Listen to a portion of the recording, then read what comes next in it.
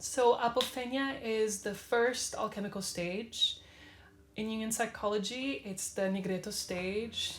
It's the moment where patterns start to emerge randomly, and coincidentally, that's the meaning of the word Apophenia.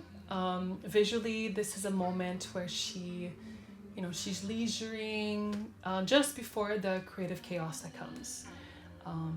And I wanted to portray that, by her resting and the mirror sort of floating towards her to sort of foreshadow what's about to come. The whole project goes back to my favorite book called Woman Who Runs with the Wolves. And there's a quote there that I posted on my Instagram that arguably could summarize the whole project as a whole, but especially this moment that the character is experiencing.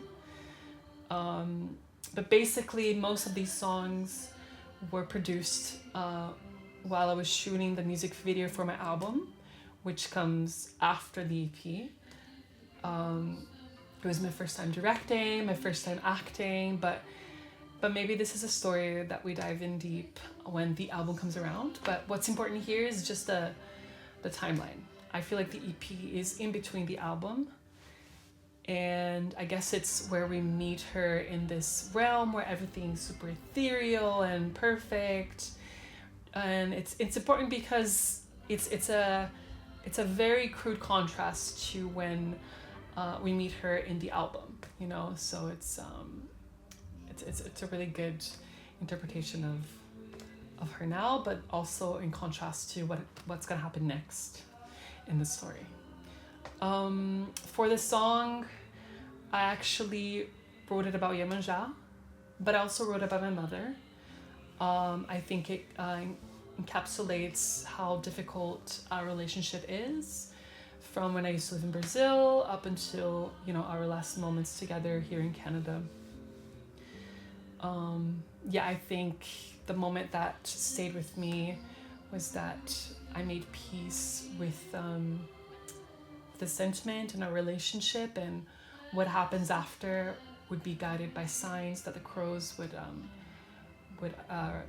give me, or by the storm. The song itself was my first song that I wrote for the EP. So the landscape, the soundscape of the EP is based upon this production.